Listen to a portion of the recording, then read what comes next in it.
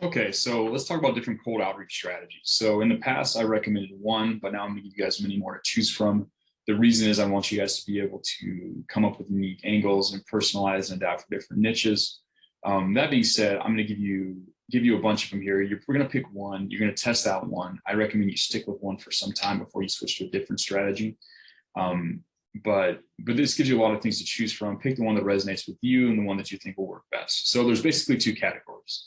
There's one where you go straight for the call, and then there's indirect methods, right? Now I'm going to show you the ones that go straight for the call, but probably, especially when you're first starting out, it might be better for you to pick indirect methods, one of indirect methods. But let me go through each one, and I'll kind of explain the idea behind each of them. So the first one here is idea from another niche. So the angle here is, I'll just read it out and kind of explain it to you. So, hi, Steve, insert personalized compliment here. I saw an idea for insert email funnel idea / funnel idea working for insert different but related industry. I believe it could possibly help you increase your sales for insert their product and think it would be interesting to test out for you in a zero risk way. Are you interested in seeing what I had in mind? ? Signature, right? So you've seen I've got these little parts here where it's like insert personalized compliment or insert product. All of these emails are going to require great personalization, right?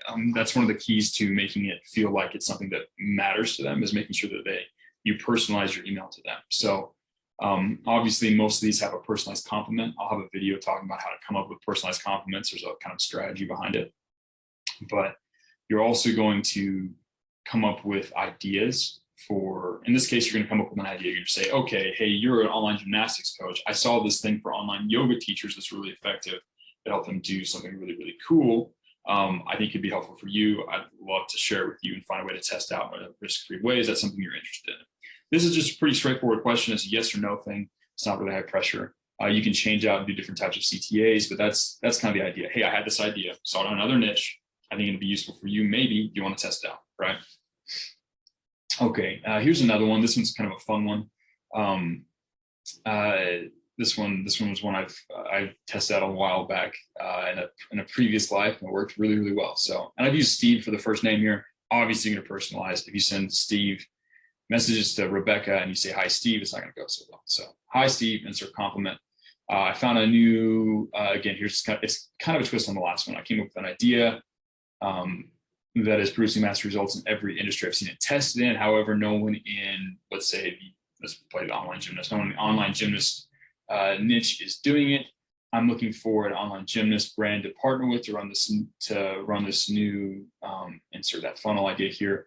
Whoever I pick, this will most likely experience significant growth in customers over the next 30, 60 days. I'm currently considering competitor number 1, competitor number 2, competitor number 3, but wanted to consider you as well. Do you have the capacity to take on a significant number of customers over the next 30 days? Signature, so-and-so, PS, I'll be making my final decision on my partner brand in online gymnastics trainers on Friday the 4th at, or whatever, which is assuming it's a day from here or there. You can do different CTAs. Again, you don't have to say, hey, do you have capacity to take these on? You can go straight for the call and say, hey, would you like to do a call to talk about what I had in mind? There's different CTAs you can do, but this is kind of the angle of, hey, and this one's kind of based on playing different people against each other, right? Playing different people in the niche against each other. Obviously, you can kind of only really do this once per niche, but it's a fun one to test out quite a bit. So typically, I like it when you bring people opportunities, but you can also do the other side, the kind of you have a problem deal. So, hey there, Steve, just throw him a compliment. I think you could easily fix, or so insert a problem rather. Hey, I was looking at your site. I saw that this page probably isn't resonating well with people. I think you can fix this by, and then you tease a solution. Maybe you tease, I think you can fix this page by testing out a few different headlines. If I'm off base here, let me know. So again, you want to kind of hedge it. You want to just like accuse them of having a problem. You want to provide some level of hedge there so you're not going directly against their ego. If not, and you'd like to see what I have in mind for fixing whatever problem they had, do you have time to speak for a 15-minute call to discuss? This is a quick one. This is not one where you'd have to kind of go through and make sure they have a problem. And then you'd have to have a really good specific problem in mind and a hypothesis for a way to help them. But you want to, this one's more about, hey, you have a problem, and then tease a solution for it, and then kind of promise to reveal the full solution on the call. Then there's another one, high probability selling. This one's kind of taken from an old school sales technique. That was just it's called high probability selling. And basically this is just designed to help you go through a bunch of people and find the person who is in the buying window and is ready to buy from you. So basically it just goes, hi Steve, insert personalized compliment so they know you're not a robot. And then you just basically, this one you kind of break the what's in it for me thing, and you kind of talk about yourself a little bit. I help online gymnastic coaching brands increase their sales through email marketing, through customized email marketing templates that are email marketing outreach, or email marketing, just regular email marketing systems that build massive rapport with the reader. Is that something you're interested in? Question mark. If not, that's okay. Please let me know. Signature. This is just, you kind of just go through a bunch of people. You're just looking for the person who replies back and says yes. It's just a high probability selling. Big filter. Complete honesty is a fun one. So if you go, this is kind of where you just acknowledge the elephant in the room that you're reaching out to them in a cold email. So it's like, hi Steve, you insert a personalized compliment. I'm going to be 100% upfront, honest, clear with you. I think your brand is cool and I want to provide copywriting, digital marketing services for you. I have a few ideas for how to insert, whatever kind of dream outcome you're going to be producing for them as a copywriter by, you use some curiosity elements to tease some of the ideas you might have. But honestly, that's just my best guess, since I've only seen your business from the outside looking in. If you're interested, I like to have a quick Zoom call with you to learn more about your brand and business and brainstorm ways I can help you. What does your calendar look like this week? Again, you can change out CTAs, you can change out different things here, but that's kind of this angle. Just, hey, I'm being completely honest. I think your brand's cool. I'd love to work for you. I have some ideas. Do you want to talk? Right.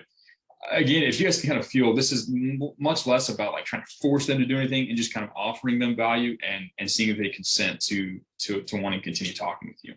You don't want to be marked as spam. If you try and force them or try and get too like overly salesy with them, they'll mark you as spam, and then everything you have will just go to spam, and it's something you want to avoid. You want to do this again.